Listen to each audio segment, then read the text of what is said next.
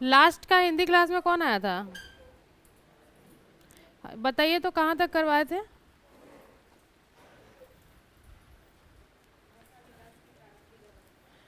हाँ, भाषा विकास की प्रारंभिक अवस्था। आप लोग तो उस क्लास में नहीं आए थे, तो कुछ हमने उसमें बताया है, वो आप लोग इनसे ले लीजिएगा, ठीक है। उसके आगे का ये थोड़ा सा उसमें बचा हुआ है, वो हम आज कराते हैं। उसके बाद नेक्स्ट चैप्टर हमारा जो है भाषा शिक्षण का सिद्धांत, हम लोग उस पर चर्चा करेंगे।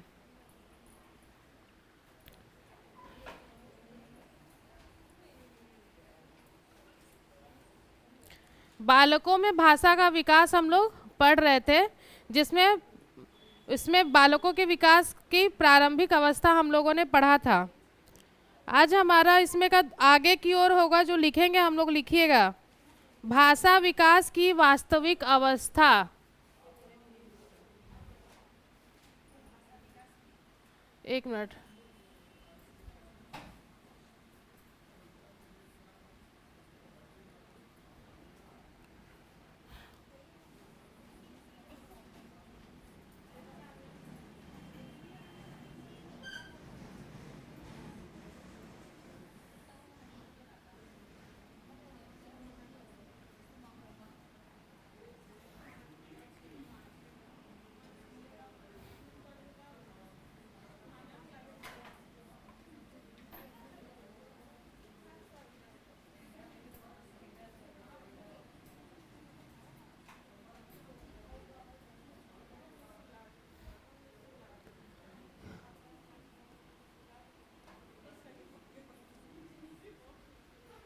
भाषा विकास की वास्तविक अवस्था।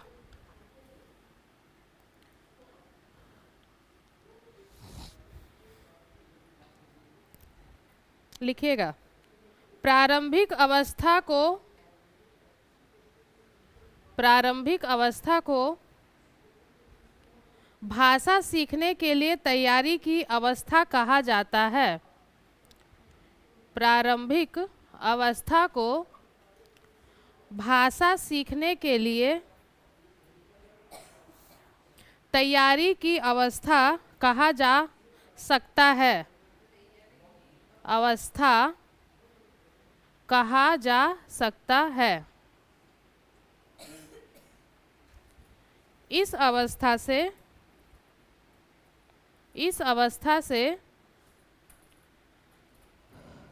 गुजरने के बाद बालकों में वास्तविक भाषा विकास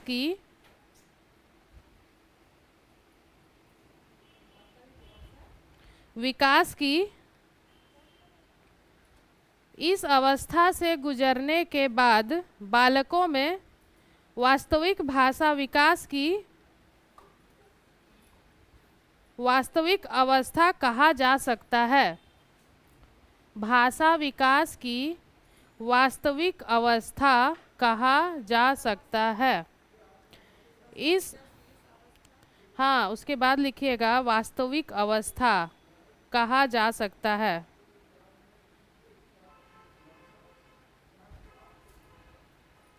यह अवस्था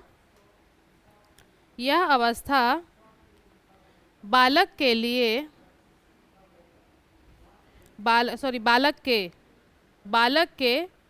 यह अवस्था बालक के एक वर्ष का हो जाने अथवा उससे 1-2 माह पहले ही शुरू हो जाती है। उससे 1-2 माह पहले ही शुरू हो जाती है।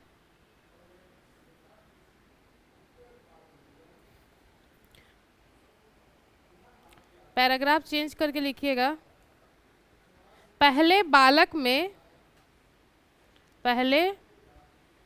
में मौखिक अभिव्यक्ति के रूप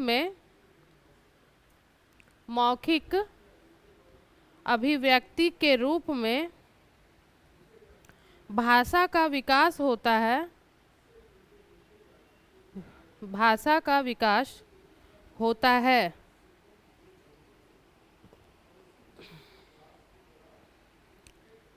वह शब्दों में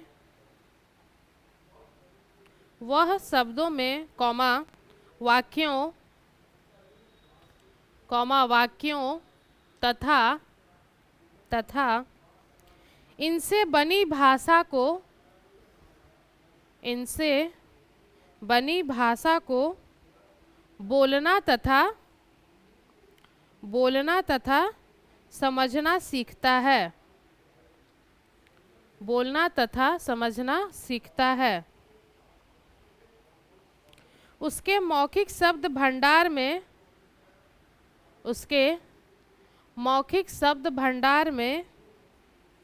वृद्धि होती है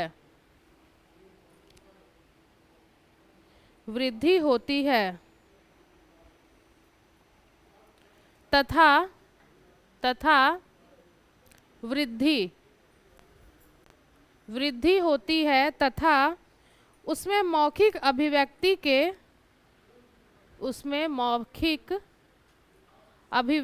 के विभिन्न साधनों पर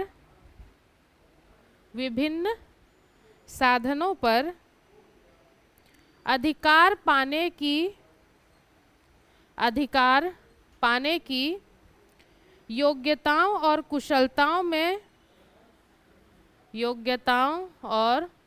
कुशलताओं में वृद्धि होती रहती है।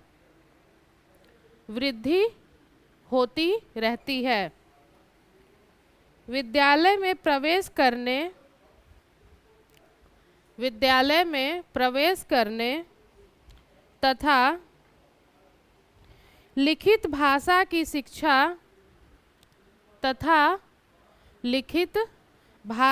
शिक्षा ग्रहण करने के फलस्वरूप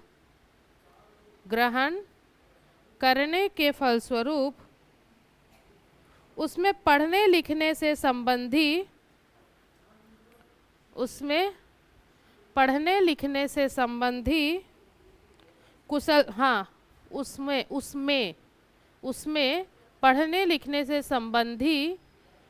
कुशलताओं का विकास भी प्रारंभ हो जाता है। कुशलताओं का विकास भी प्रारंभ हो जाता है।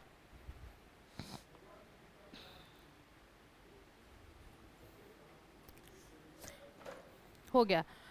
देखिए, लास्ट क्लास में आप लोग नहीं आए थे, तो इसके पहले जो हम अधिगम और अर्जन पढ़ा रहे थे, उसके बाद हम लोगों का ये टॉपिक था कि बालकों में जो है वो भाषा का विकास किस प्रकार से होता है। इसके पहले हम लोगों ने अधिगम और अर्जन प्रभावित करने वाले कारकों को भी पढ़ा है। वो आप लोग वो ग्रुप में शेयर कर देंगे, आप लोग देख लीजिएगा, उसको लिख लीजिएगा, ठीक है।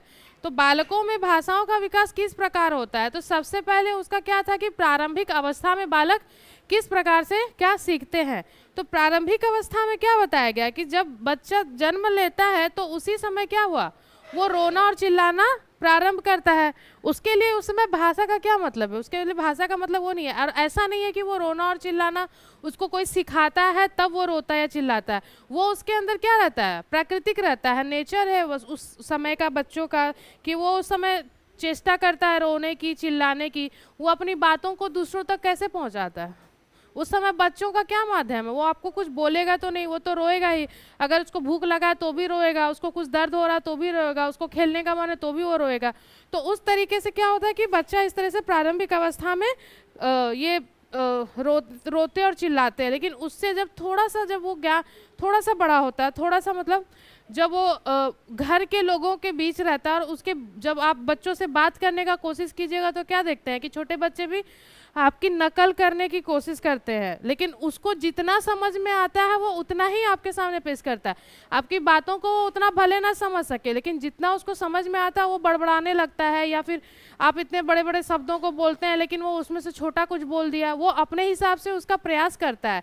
तो ये क्या होता है, इसकी प्रारंभिक अवस्थाओं में होता है कि वो बड़बड़ाने लगता है। उसके कान के अंदर जो भी ध्वनियाँ आती है, जो भी आवाज़ आती है, वो अपने स्तर से उसको क्या करता है, आप लोग के सामने बच्चों अब जो है वो बोलने का उसको प्रयास करते हैं, और छोटे छोटे उस समय हम लोग स्वर वर्ण में से जैसे अ आ इ ई ये सब चीज़ सीखता है, और व्यंजन में आपका त म क इस तरह का व्यंजन वर्णों का वो उच्चारण इस समय में सीखता है।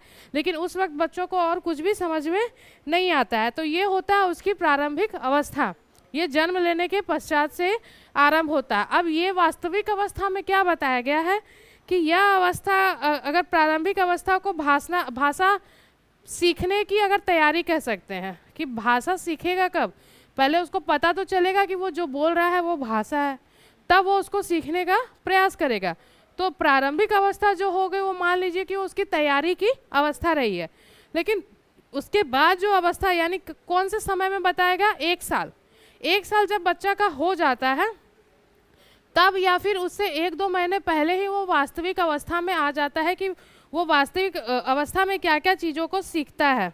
इसमें क्या होता है, पहले बालक मौखिक अभिव्यक्ति के रूप में भाषा का विकास होता है। मौखिक अभिव्यक्ति मतलब पहले मुख से बोल कर ही ना अभिव्यक्त करना, उस रूप में अपने भाषा का विकास वो करता है, और धीरे धीरे फिर अंततः फिर क्या होता है, वह शब्दों में, वाक्यों में तथा इनसे बनी भाषा को बोलना समझना सीखता है। उसके सामने आप जितना बोलिएगा तब वो शब्द को समझ पाता है, तब वो वाक्य को समझ पाता है, और धीरे धीरे वो पूरे वाक्यों का उच्चारण नहीं भी कर पाता है तो क्या वो तोड़ तोड़ के उसको बोलता है। तो वास्तविक अवस्था में ये होता है। इसी आधार पर क्या होता है, उसके मौखिक भंडार यानी उसके अंदर मौखिक के रूप में जितने भी सीखने की क्षमता होती है इसकी वृद्धि होती है। इस अवस्था में वो बहुत कुछ अपने मन में लाता है और वो उसको उच्चारण करके बोल के बताने का वो प्रयास करता है, यानी मौखिक रूप से बताने का प्रयास करता है। उसमें मौखिक अभिव्यक्ति के विभिन्न साधनों पर अधिकार पाने की योग्यताओं और कुशलताओं में वृद्धि होती रहती है। जिस तरीके से उसको मौखिक ज्ञान प्राप्त होगा वो उस तरीका को भी क्या करता है, आसानी से और दक्षता के साथ, कुशलताओं के साथ उसको वो सीख जाता है। आप देखिएगा कि उस अवस्था में बच्चों के पास बहुत सारे ऐसे मौखिक ये रहता है, कुछ भी चीज़ बोलिएगा तो वो तुरंत आपको जवाब देगा, या फिर उसके अंदर जिज्ञासाएं भी आती है कि वो किस तरीके से जवाब देने लगता है। इसके बाद वो क्या करता है कि जब वो विद्यालय में प्रवेश करता है और वहाँ क्या होता है, भाषा उसको मुख्य रूप से लिखित रूप से समझाया जाता है। उस समय तो उसको नहीं पता रहता है कि हाँ बच्चे भाई भाषा क्या सीख रहे हैं। लिखना कब सीखता है आज के समय में, उम्र 2 साल। स्टार्टिंग में हम लोग बच्चों को भी क ख ग घ सिखाते हैं मौखिक रूप से, उसमें उसको अक्षरों की पहचान नहीं होती है। लेकिन जब वो 2-2.5 साल का होता है धीरे धीरे हम लोग उसको क्या करते हैं, लिखित रूप से सिखाते हैं। फिर चाहे वो विद्यालय में सिखाइए चाहे आप अपने घर में सिखाइए। घर में अगर आप बच्चों को इस तरीके से सिखाते हैं तो उनका क्या रहता है, प्रयास रहता है, उनकी प्रैक्टिस रहती है, तो उनको विद्यालय जाकर सीखने में उतनी असुविधा नहीं होती है। लेकिन अगर घर में वो बच्चे नहीं सीखते हैं, नया नया जब वहाँ प्रारंभ होता है, विद्यालय में जाते हैं, तो उनको सीखने में थोड़ा सा समय लगता है। तो लिखित रूप से वो सीखना कब प्रारंभ करता है, 2-2.5 वर्ष की अवस्था के बाद जब आप उसको सिखाते हैं, उसको अक्षरों का ज्ञान देते हैं, उसको हाथ पकड़वा के लिखाते हैं कि ये कौन सा अक्षर है। अब क्या होता है, छोटे छोटे बच्चों को क्या देखते हैं, हम लोग भी स्कूल में ऐसा करते थे जब हम लोग को अक्षरों का ज्ञान नहीं था। स्कूलों में क्या किया जाता था, कुछ कविता है रटा दिया, याद हो गया। अब कहा जाता था उंगली देकर पढ़ो कहाँ है, तो वह उंगली भी ऐसे पार हो जा रहा है, कौन सा शब्द कहाँ है हम लोग को वो चीज़ नहीं पता है। तो मौखिक अवस्था पहले आती है और लिखित अवस्था बाद में आती है। जब अक्षरों का ज्ञान हो जाता है बच्चों को, तब वो धीरे धीरे क्या होता है, लिखित रूप पर ज़्यादा फोकस करते हैं और उनको पता चलता है कि कौन सा शब्द कहाँ लिखा है और किसका उच्चारण किस प्रकार से किया जाता है। सबसे पहले तो उनको शब्दों अक्षरों की पहचान होनी चाहिए ना, अक्षरों की पहचान होगी तब पता चलेगा कि क्या चीज़ कहाँ लिखा हुआ है, समझे। तो हाँ,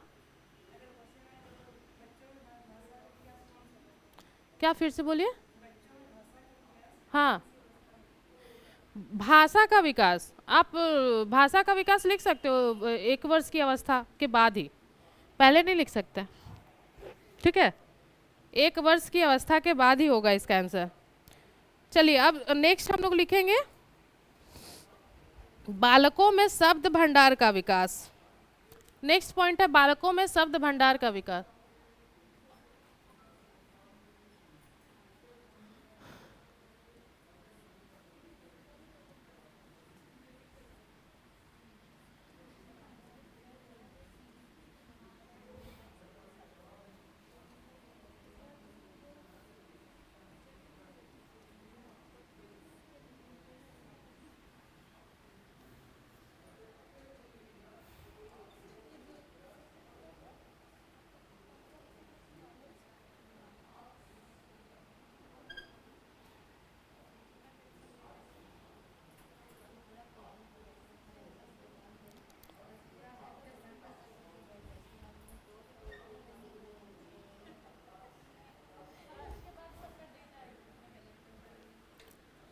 लिखिए, बालक की भाषा के विकास में, बालक की भाषा के विकास में उस भाषा से संबंधित शब्द, उस भाषा से संबंधित शब्द तथा उनसे भंडार का उनके भंडार का बड़ा ही महत्वपूर्ण योगदान होता है, बड़ा ही महत्वपूर्ण योगदान होता है।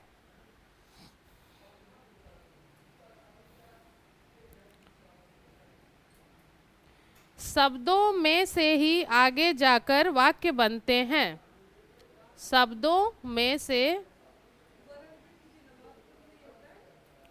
योगदान होता है, महत्वपूर्ण योगदान होता है। उसके बाद लिखिएगा, शब्दों में से ही आगे जाकर वाक्य बनते हैं, वाक्य बनते हैं और वाक्यों से भाषा के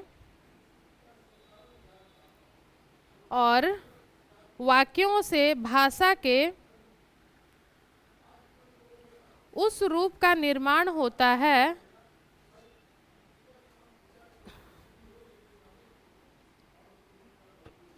उस रूप का निर्माण होता है जिसे विचार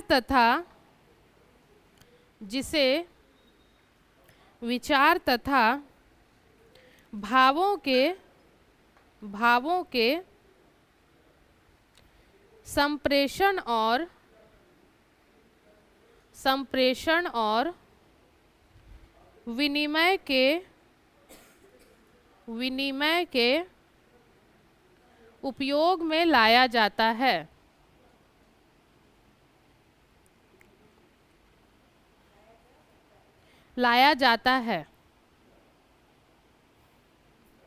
मनोवैज्ञानिकों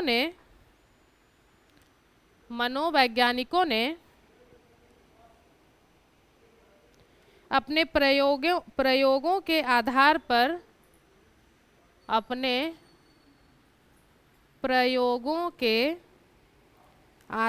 पर जो आंकड़े प्रस्तुत किए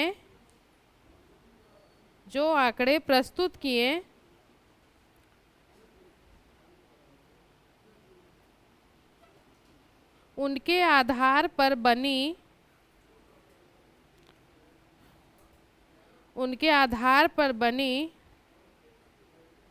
सारणी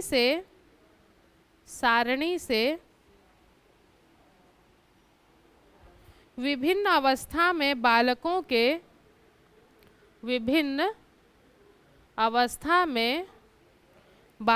के शब्द भंडार में धीरे धीरे होने वाली वृद्धि का पता चलता है। पैराग्राफ चेंज कीजिएगा। बालकों के शब्दकोश में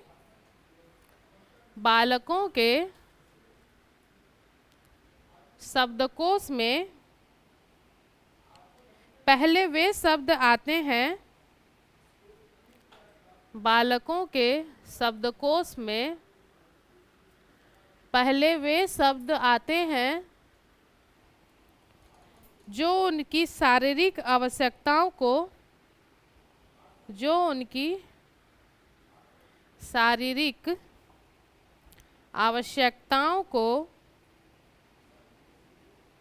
पूरा करें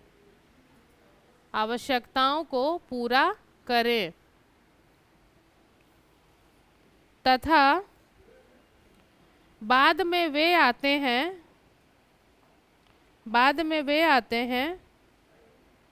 जो उसकी तत्कालिक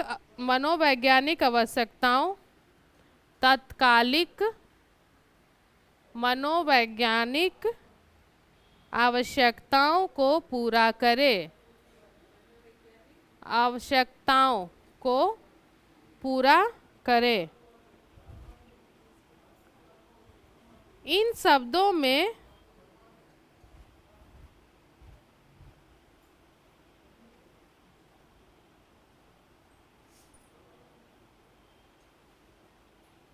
में नहीं, का लिखिएगा, का। इन शब्दों का दायरा, नहीं में नहीं होगा। इन शब्दों का दायरा माँ बाप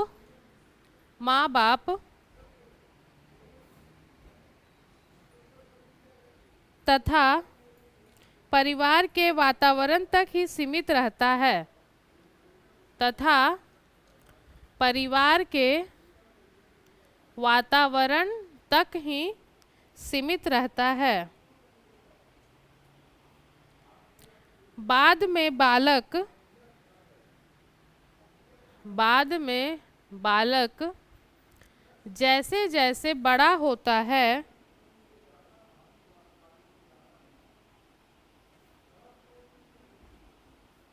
कौमा अन्य लोगों के संपर्क में आता है, अन्य लोगों के संपर्क में आता है,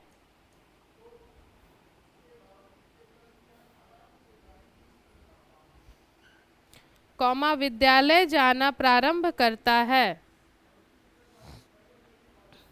विद्यालय जाना प्रारंभ करता है,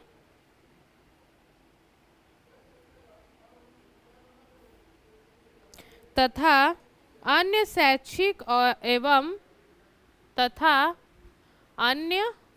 शैक्षिक एवं सामाजिक क्रियाओं में भाग लेता है, शैक्षिक एवं सामाजिक क्रियाओं में भाग लेता है। उसका यह शब्द भंडार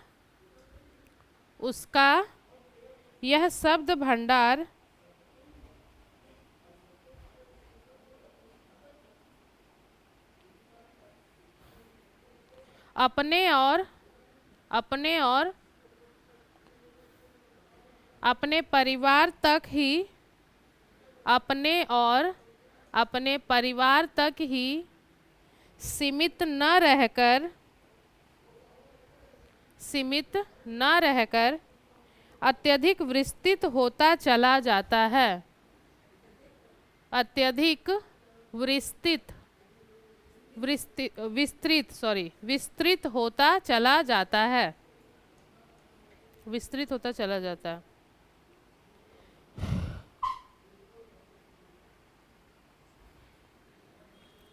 हो गया। इस पॉइंट में क्या बताया गया है कि बालकों में शब्द भंडार का विकास किस प्रकार से होता है। तो सबसे पहले क्या बताया गया है कि उसका शब्द भंडार जो भी है वो पहले शब्द होता है, उसके बाद वो वाक्य बनता है, उसके बाद ही भाषा का विकास होता है।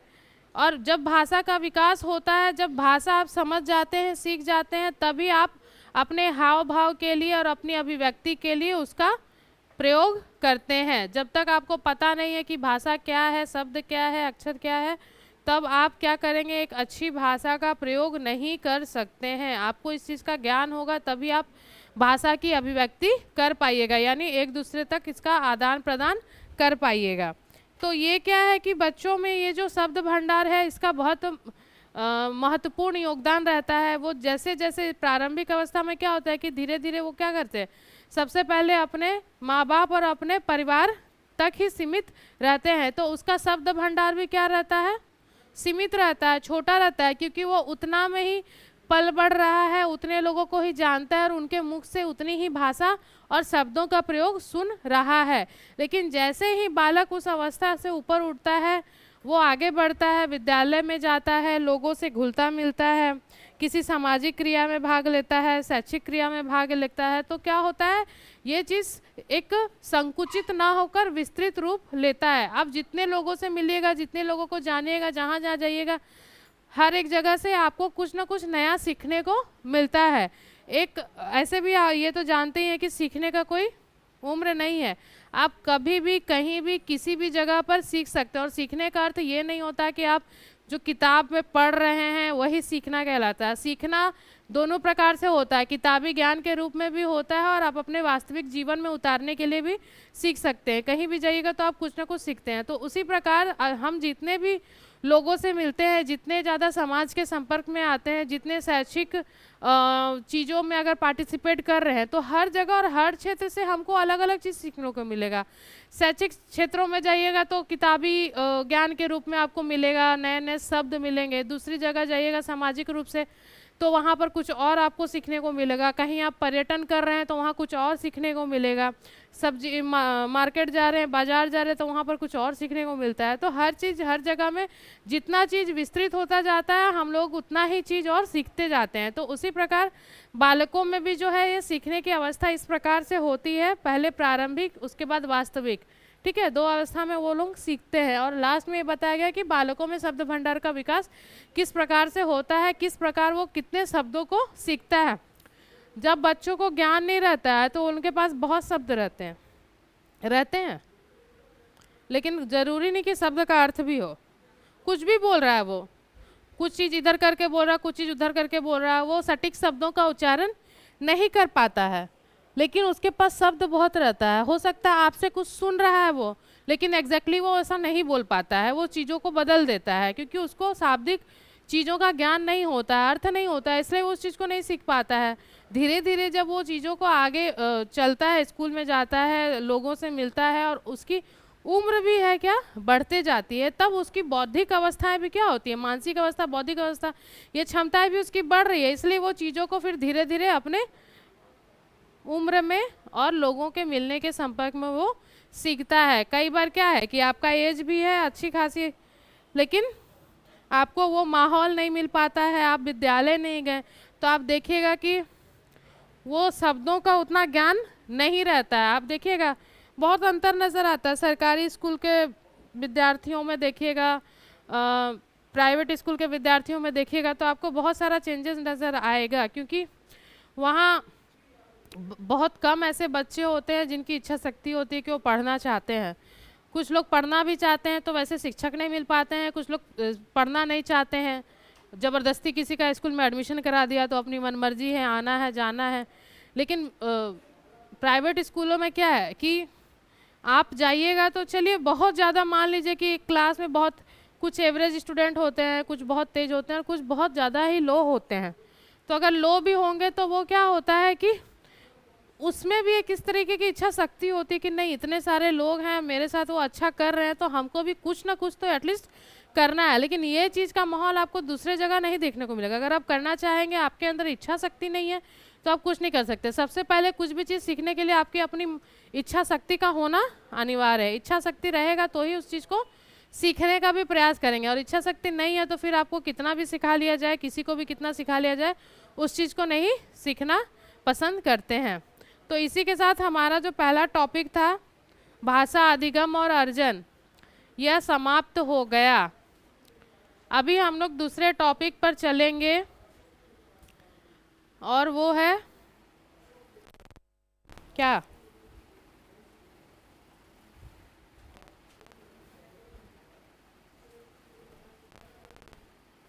भाषा शिक्षण के सिद्धांत।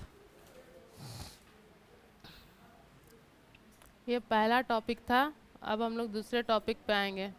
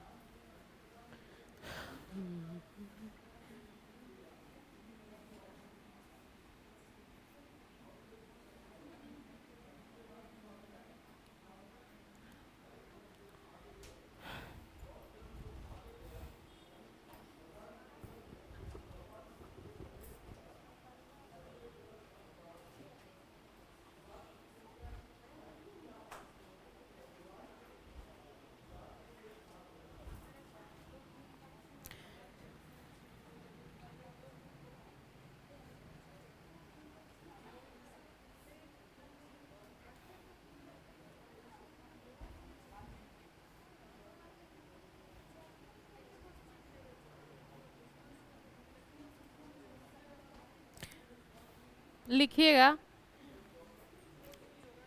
बालक 5 या 6 वर्ष की आयु में, बालक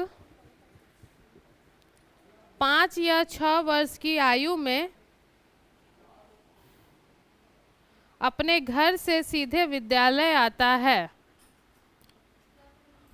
बालक 5 या 6 वर्ष की आयु में, अब तो छोड़िए, अब तो ज़माना इतना फास्ट हो गया है कि छोटा बच्चा को खेलना नहीं सिखाया जाएगा। बेटा नोज़ कहाँ है, आईज़ कहाँ है, मतलब वो लोग उस मेरे को लगता है कि अभी के बच्चों को अगर फिजिकल तौर पर अगर कुछ खेलने उलने का ये किया जाए तो वो चीज़ आज के माँ बाप कभी नहीं करते। आज के माँ बाप को होड़ लगी है कि मेरा बच्चा कितना जल्दी सीख जाए, कितना जल्दी आगे बढ़े।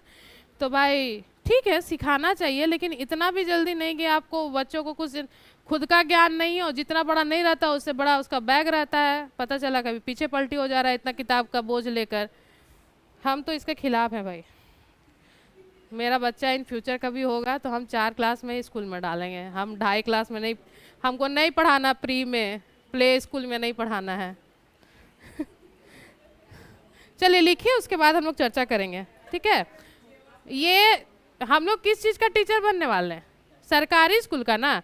सरकारी स्कूल में नर्सरी तो होता नहीं है, तो भाई इसलिए यहाँ पर 5 या 6 केजी भी होता है। तो केजी होगा तो मान के चलिए कितना होगा, 4 साल से, 4 साल से। अरे छोड़िए, हम लोग चर्चा करेंगे, लिखिए पहले। हाँ, तो एंशियंट टाइम का सोचिए, प्राचीन समय में क्या होता था। विद्यालय आता है, ठीक है, लिख लिए। अपने घर से सीधे विद्यालय आता है। आज का बच्चा तो बहुत कुछ सीख के जाता है, पहले के बच्चे थोड़ी उतने कुछ सीख कर जाते थे। हाँ, विद्यालय आता है। इस समय बालक केवल अपनी मातृभाषा जानता है। इस समय बालक केवल अपनी मातृभाषा ही जानता है, जो कि मातृभाषा ही जानता है, जो कि एक बोली भी हो सकती है, एक बोली भी हो सकती है। अतः शिक्षक का दायित्व बनता है कि, अतः शिक्षक का दायित्व बनता है कि वह बालक को मानक भाषा सिखाए, वह बालक को मानक भाषा सिखाए।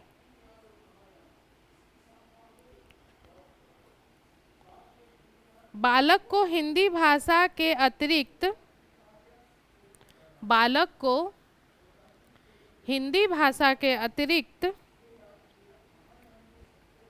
संस्कृत एवं अंग्रेजी भाषा का ज्ञान भी, संस्कृत एवं अंग्रेजी भाषा का ज्ञान भी कराना आवश्यक है।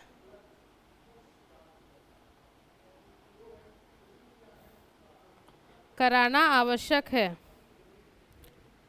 शिक्षक को भाषा के अध्यापन कराने हेतु, शिक्षक को भाषा के अध्यापन कराने हेतु भाषा शिक्षण के सिद्धांत, भाषा शिक्षण के सिद्धांत का पालन करते हुए इनका प्रयोग करना चाहिए। प्रयोग करते हुए, सॉरी, पालन करते हुए, हाँ, इनका प्रयोग करना चाहिए।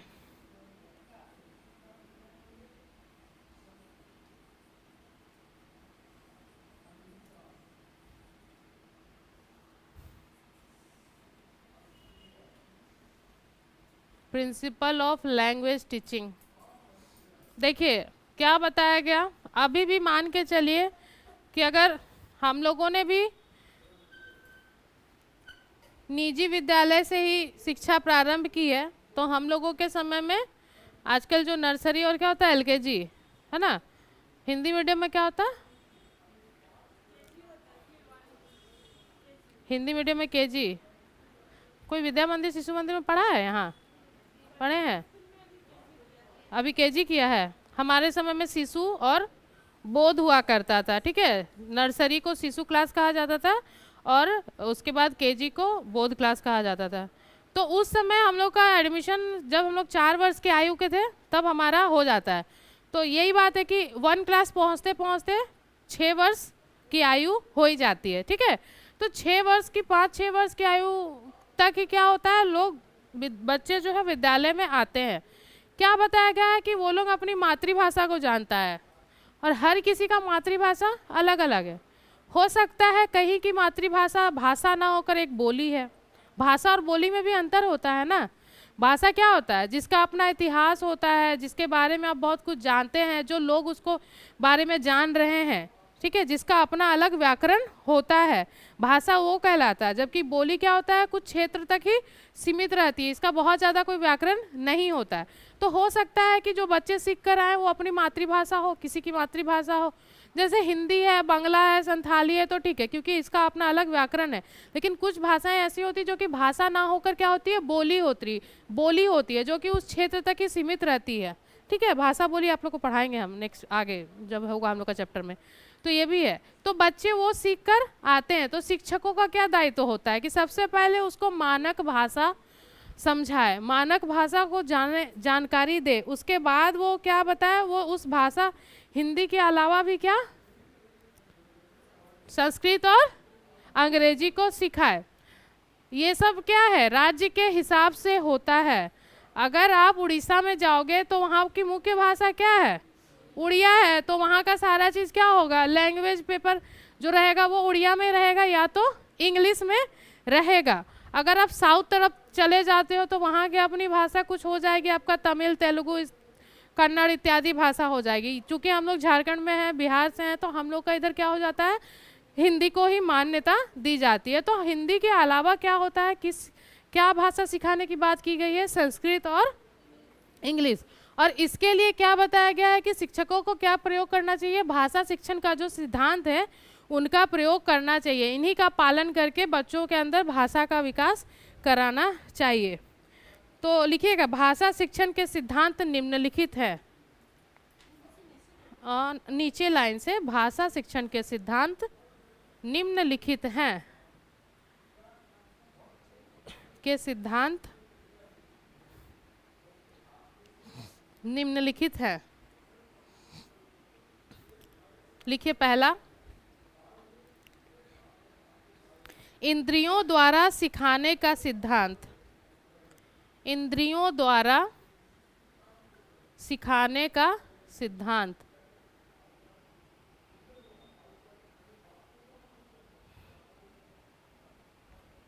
दूसरा, क्रिया द्वारा सिखाने का सिद्धांत। क्रिया द्वारा सिखाने का सिद्धांत।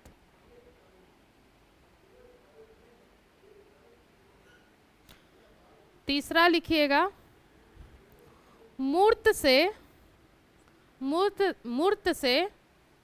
अमूर्त की ओर, मूर्त से अमूर्त की ओर लेकर सिखाने का सिद्धांत। लेकर सिखाने का सिद्धांत।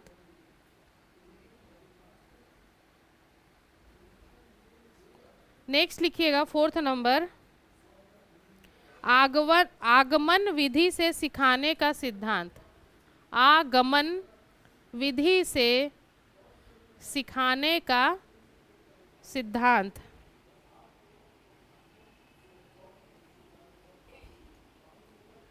पांचवा पॉइंट लिखिएगा, आगमन विधि से सिखाने का सिद्धांत। आगमन विधि से सिखाने का सिद्धांत। पांचवा लिखिएगा, विषय वस्तु के विषय वस्तु के आकर्षण पैदा करके, विषय वस्तु के आकर्षण पैदा करके सिखाने का सिद्धांत।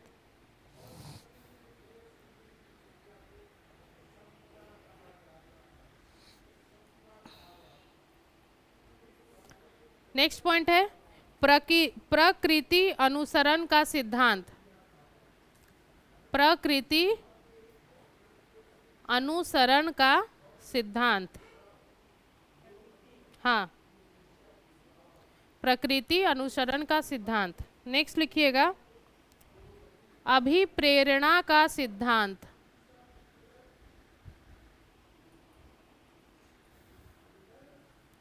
अभिप्रेरणा का सिद्धांत।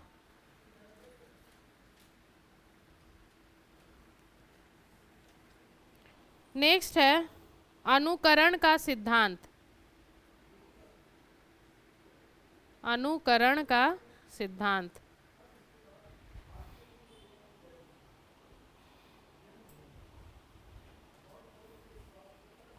नेक्स्ट है अवसर देकर सिखाने का सिद्धांत। अवसर देकर सिखाने का सिद्धांत।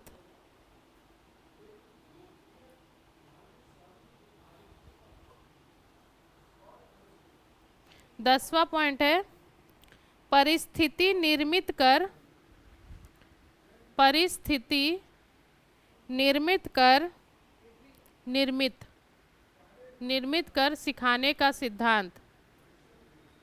सिखाने का सिद्धांत।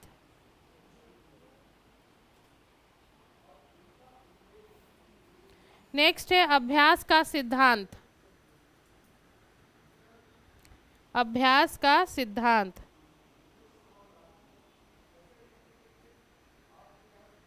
अगला पॉइंट है व्यक्तिगत तौर पर सिखाने का सिद्धांत। व्यक्तिगत तौर पर सिखाने का सिद्धांत।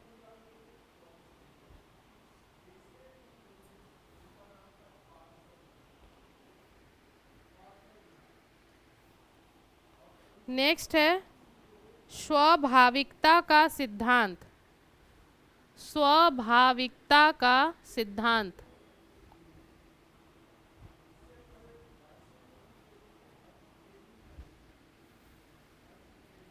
नेक्स्ट लिखिएगा उत्प्रेरण या रुचि का सिद्धांत। उत्प्रेरण या रुचि का सिद्धांत। उत्प्रेरण या रुचि का सिद्धांत। और लास्ट है उपयुक्त क्रम का सिद्धांत। उपयुक्त क्रम का सिद्धांत। कितना हुआ? 15 ना। अब ये सब के बारे में हम लोग थोड़ा थोड़ा लिखेंगे और समझेंगे। तो पहले पॉइंट के बारे में लिखिएगा इंद्रियों द्वारा सिखाने का सिद्धांत।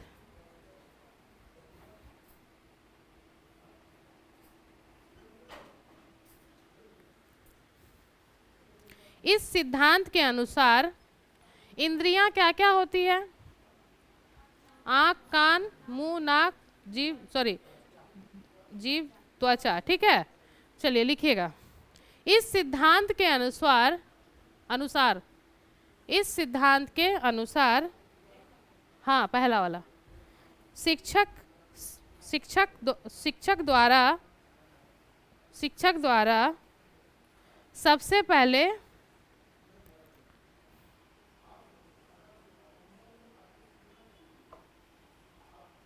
जिह्वा अर्थात जिह्वा यानी जीभ, जिह्वा अर्थात मुख एवं कान का प्रयोग, जिह्वा अर्थात मुख एवं कान का प्रयोग सुनना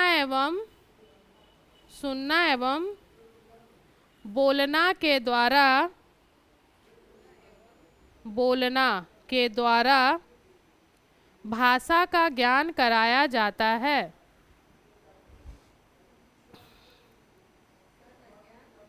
भाषा का ज्ञान कराया जाता है, तत्पश्चात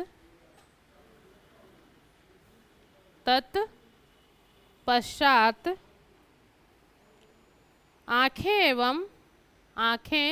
एवं हाथों का प्रयोग देखकर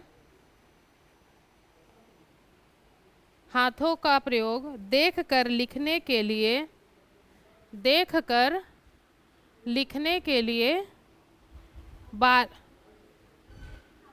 हाथों का प्रयोग, उसके बाद देखकर लिखने के लिए बालक को प्रेरित किया जाता है।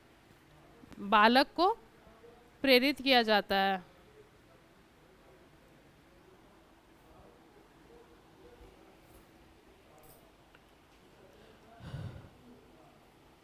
हो गया ये वाला।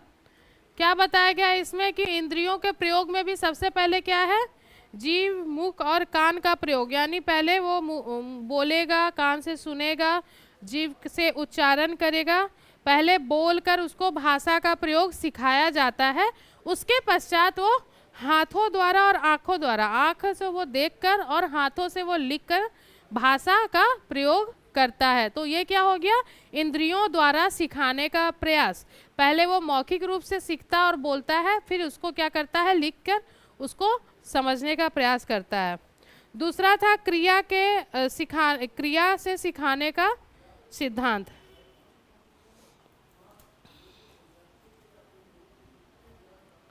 लिखिएगा, इस सिद्धांत के अनुसार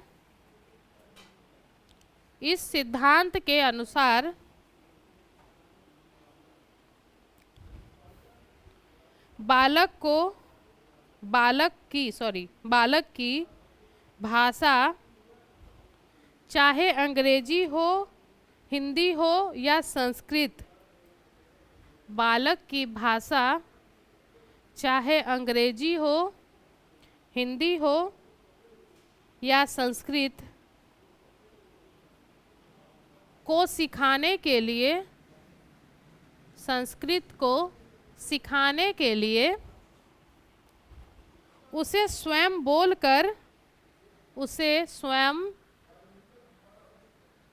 बोलकर सीखने के लिए प्रेरित किया जाता है। बोलकर सीखने के लिए प्रेरित किया जाता है। इस विधि में शिक्षक जिस प्रकार बोलता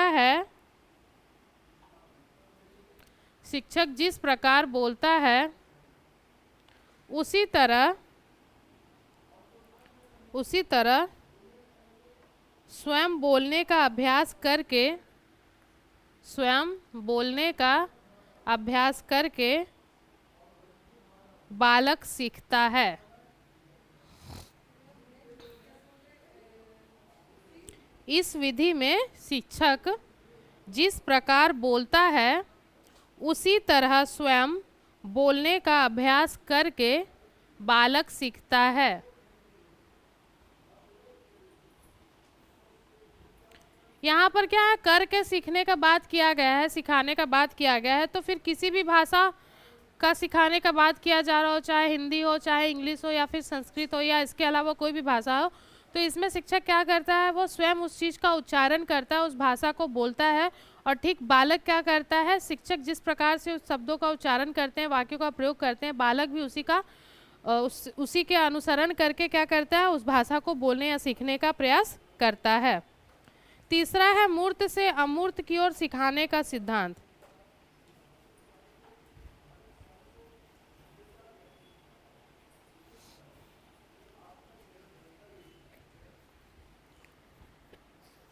लिखिएगा, इस सिद्धांत के अनुसार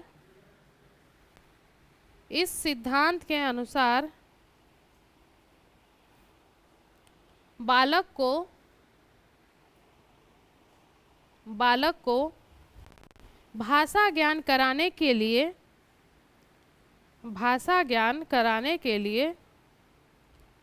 पहले मूर्त अर्थात जिन वस्तुओं की आकृति होती है, अर्थात जिन वस्तुओं की आकृति होती है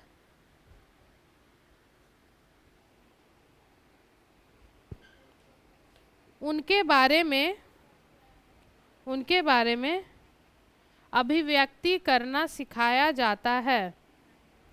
उनके बारे में अभिव्यक्ति करना सिखाया जाता है। इस तरह बालक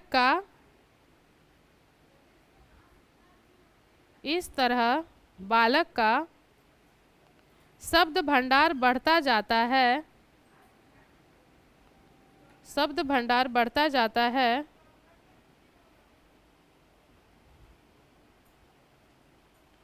बाद में बालक के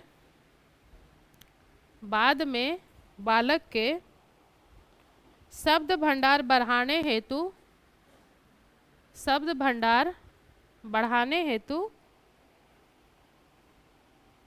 भाव प्रधान अर्थात मुख्य प्रधान अर्थात अमूर्त बातों की अभिव्यक्ति के अवसर दिए जाते हैं।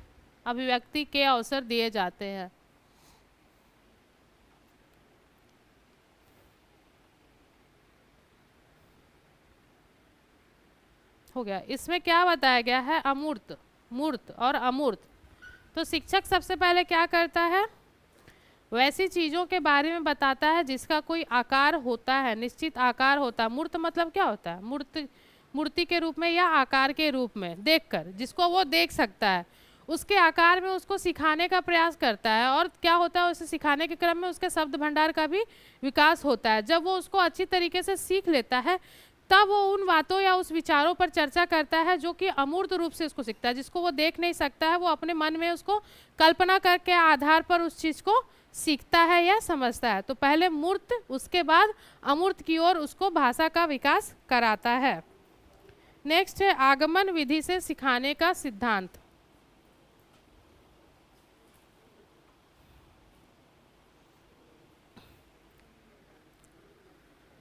इस सिद्धांत के अनुसार नेक्स्ट पॉइंट आगमन विधि वाला।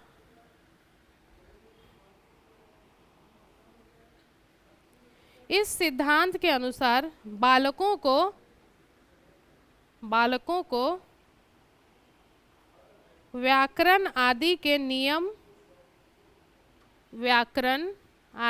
नियम बताकर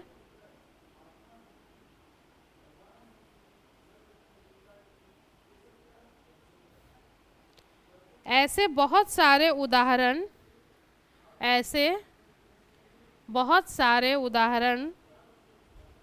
उसके सामने रखे जाते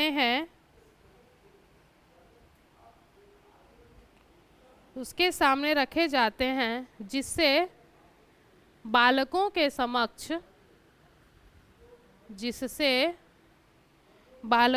समक्ष उदाहरणों से नियम अपने आप बन जाते हैं।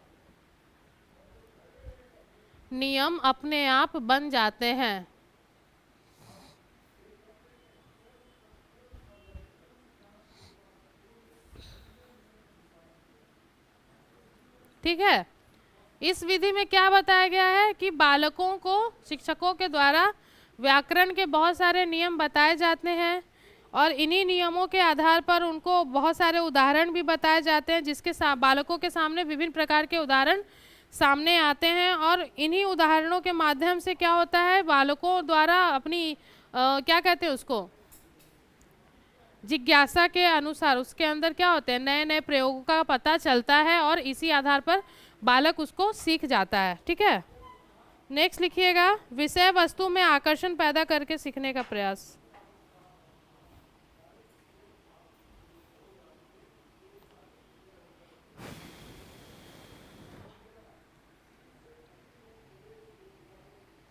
इस सिद्धांत के अनुसार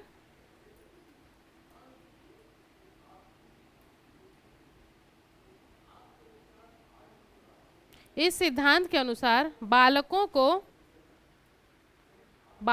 को भाषा का अध्यापन कराने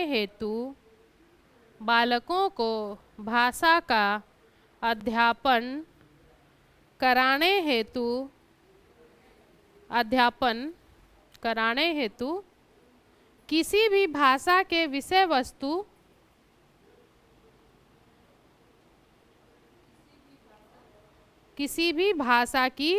वस्तु चाहे लोकोक्ति मुहावरे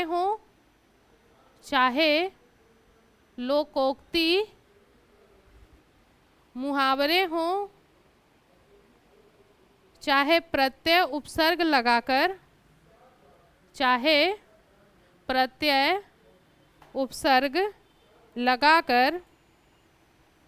नए शब्द के निर्माण की बात हो, नए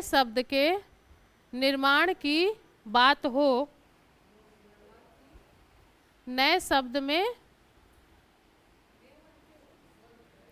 कहाँ भूल रहे हैं आप?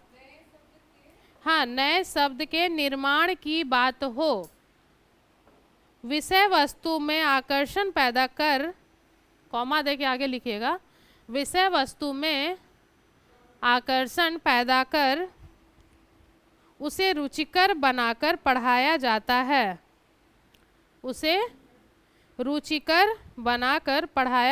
है, तो बालक शीघ्र सीखने लगता है।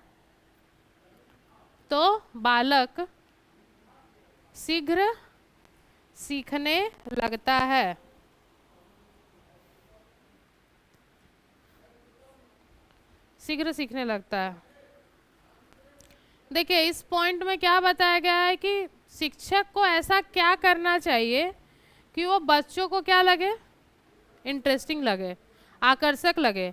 आप उसको मात्र किताबी भाषा का ज्ञान कराते जाइएगा, जैसे किताब में लिखा गया है उसी अनुसार बताते जाइएगा, तो बच्चे क्या होते हैं, उतना इंटरेस्ट उस चीज़ को सीखने समझने में नहीं दिखाते हैं। लेकिन शिक्षक को ये चाहिए कि वो किस प्रकार से उसको सिखाने के लिए नए नए तरीके लाए, चाहे वो भाषा में मुहावरे लोकोक्ति का प्रयोग करके ला रहा है, चाहे आप दूसरे प्रकार से ला सकते हैं, हो सकता है आप उसको कई उदाहरणों के माध्यम से ला सकते हैं, हो सकता है आप कुछ क्या कहते हैं उसको प्रायोगिक करके भी या कुछ बनाकर दिखा सकते हैं, या चित्र के माध्यम से दिखा सकते हैं। किस तरीके से आप उस चीज़ को, उस टॉपिक को आकर्षक बनाइएगा कि बच्चे उसको सीखने में इंटरेस्ट दिखाएं, उसको जानने में इंटरेस्ट दिखाएं। बहुत सारे टीचर्स ऐसे होते थे हमारे स्कूल में जो पढ़ाने के नाम पर क्या करते थे, किताब का रीडिंग करके चले जाते थे। ठीक है, जैसे लिखा हुआ ना, बालकों में शब्द भंडार का विकास लिखा हुआ, वो पढ़ दी, उसके बाद फिर हाँ क्या लिखा हुआ है, तो बालकों में शब्द भंडार का विकास, वही चीज़ वो क्या हो गया, रिपीट हो गया। तो आप कभी भी देखिएगा, कोई भी टीचर आपका फेवरेट कब होता है? मार्क्स ज़्यादा देता है इसलिए फेवरेट होता है? नहीं, मार्क्स ज़्यादा देने के अनुसार फेवरेट नहीं होता, उनके पढ़ाने के तरीके के अनुसार होता है। ये जो अभिव्यक्त करना होता है, ये जो समझाना होता है, ये बहुत अलग अलग चीज़ है। किसी एक व्यक्ति में मान लीजिए बहुत जानकारी है, वो बहुत अच्छा जानकार व्यक्ति है, लेकिन वो उस चीज़ को दूसरे को डिलीवर करना नहीं जानता, उसको समझाने के तरीके नहीं पता, उसको बताने के तरीके नहीं पता, तो वो आदमी आपके सामने वो एक अच्छा शिक्षक नहीं बन सकता है। लेकिन भले किसी इंसान में जानकारी थोड़ा सा कम है, लेकिन वो आपको बताने के तरीके हजार जानता है। वो जानता है कि हम किस प्रकार से बताएंगे तो सामने वाला आसानी से समझ जाएगा, तब वो आपका क्या होता है, अच्छा शिक्षक कहलाता है। या फिर बच्चे उसकी क्लास में ज़्यादा आनंद से पढ़ते हैं। मतलब क्या है कि खेल कूद में आपको पढ़ा भी दिया गया, ज़्यादा सीरियसनेस भी नहीं रहा, आप समझ भी गए और आपके ऊपर ज़्यादा प्रेशर भी नहीं रहा। लेकिन आप किसी चीज़ को पढ़ा रहे हैं और उसको मात्र लिखाया जा रहे हैं, या फिर उसको समझाने के तरीकों में किसी प्रकार का परिवर्तन नहीं कर रहे हैं, तो इस तरीके में क्या होता है, बालकों की बात कर रही हूँ, बालकों में क्या होता है, अरुचि पैदा होती है। अरे यार ये तो ऐसे पढ़ा रहे हैं, चलो इसका क्लास नहीं करते हैं, या इसके क्लास में हम एब्सेंट करते हैं। तो बच्चों को जितने रुचिकर ढंग से पढ़ाइएगा, वो उतना ज़्यादा इंटरेस्ट दिखाएंगे आपकी कक्षा में, और आपके दिए गए चीज़ों को वो बना कर भी लाएंगे और होमवर्क जो भी है कंप्लीट करेगा। लेकिन अगर आपके बताने के तरीके अच्छे नहीं रहते हैं या फिर अच्छे तरीके से नहीं करवा पाते हैं तो बच्चों को वो चीज़ क्या होता है, ज़बरदस्ती थोपना एक हिसाब से होगा कि आप उसके ऊपर ज़बरदस्ती थोप रहे हैं कि हाँ हम ये चीज़ कर रहे हैं या फिर नहीं कर रहे हैं। तो कोई भी शिक्षक आपका फेवरेट ऐसा बनता है, लेकिन जो पढ़ने वाला नहीं विद्यार्थी होगा तो उसको इस प्रकार का शिक्षक मिल जाएगा जो उसके साथ क्या है, बातू नहीं है, ज़्यादा बात कर रहा, तो उसको वही अच्छा लगेगा। अरे मेरे फेवरेट टीचर तो ये हैं, पता है मेरे से बहुत अच्छा से बात करते हैं या घर द्वार की बात करते हैं, तो उसके अनुसार वही अच्छा शिक्षक कहलाएगा। ठीक है, एक और पॉइंट का लिख लीजिए, उसके बाकी पॉइंट्स हम नेक्स्ट क्लास में करवाएंगे। प्रकृति अनुसरण का सिद्धांत।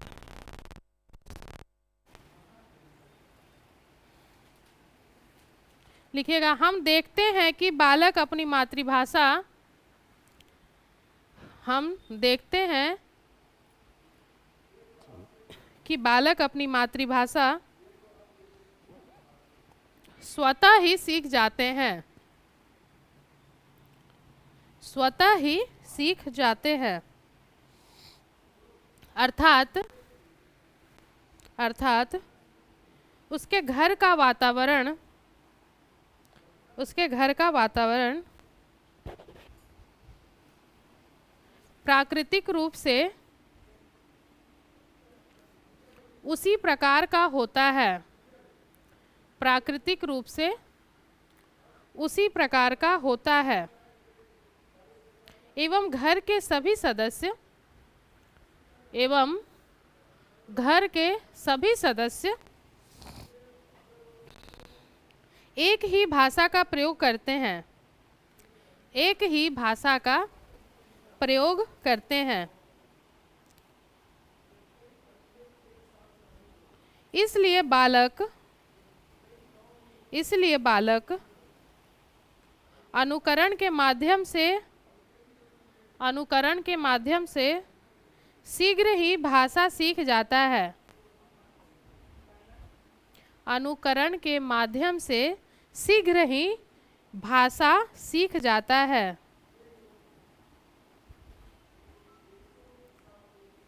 यदि हम बालक को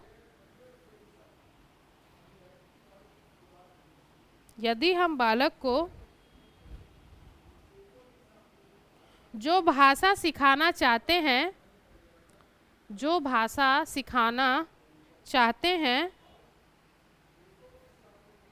उस भाषा के वातावरण का निर्माण, उस भाषा के वातावरण का निर्माण घर या विद्यालय में प्राकृतिक रूप से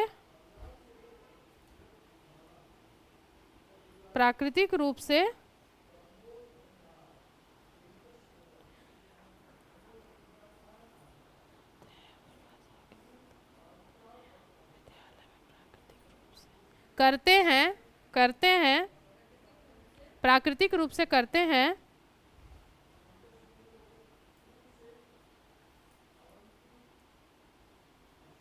तब बालक उस भाषा को स्वतः प्राकृतिक रूप से अनुसरण करके सीख जाएगा, अनुसरण करके सीख जाएगा। इसके पहले जो लिखवाए ना, इसलिए बालक अनुकरण के माध्यम से सीखते हैं, यहाँ पर अनुसरण लिखिएगा। इसके पहले उसी पैराग्राफ में दूसरा या तीसरा लाइन में होगा, जहाँ अनुकरण लिखा हुआ उस जगह में अनुसरण लिखिएगा। हाँ, अनुसरण कीजिए। अनुकरण और अनुसरण में क्या अंतर है? अनुकरण मतलब नकल करना और अनुसरण मतलब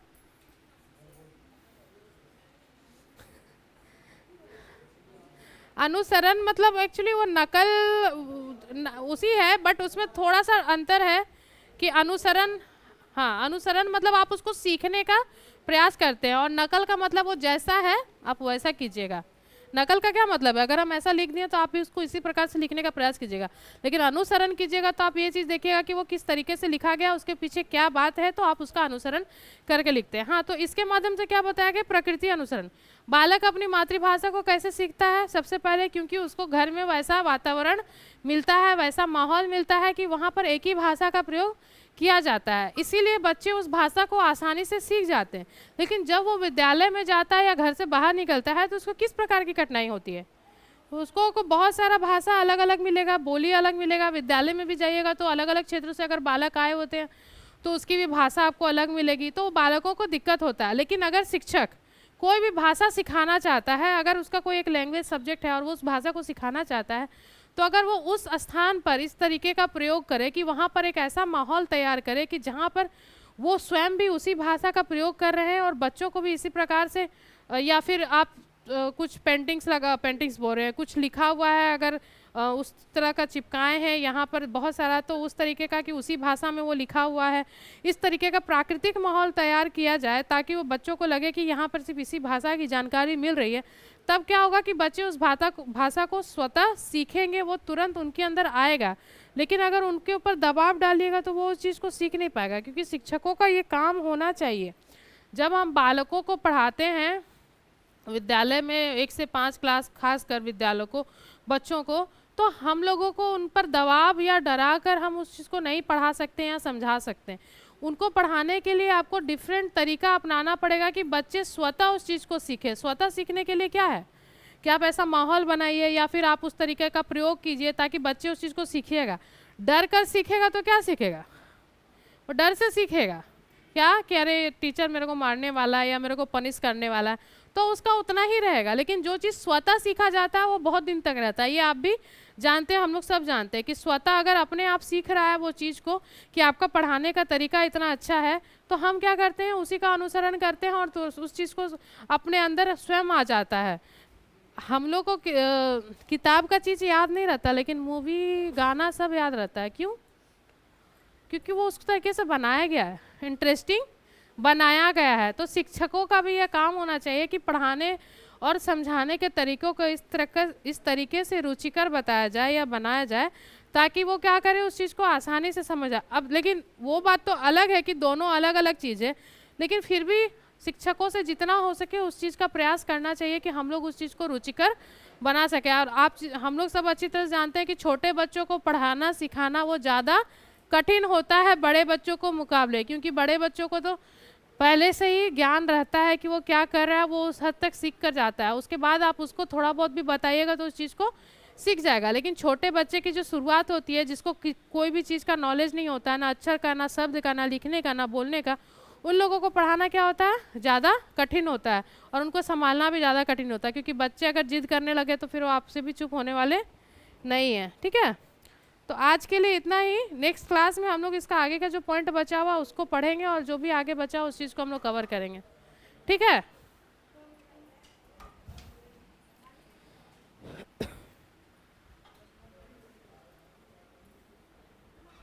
हो गया।